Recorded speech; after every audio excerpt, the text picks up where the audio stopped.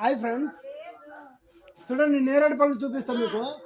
Original నేరేడు పళ్ళు అంటే హైబ్రిడ్ అలా కాకుండా నాటి చాలా గుత్తులుగా ఉన్నాయి. చూడండి చాలా టేస్ట్ కూడా ఉంటాయి. మీకు ఒకటి తిని చూపిస్తా.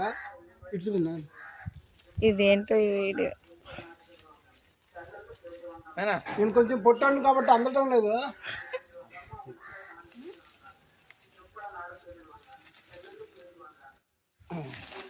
ఇదిగోండి తిని చూపిస్తా.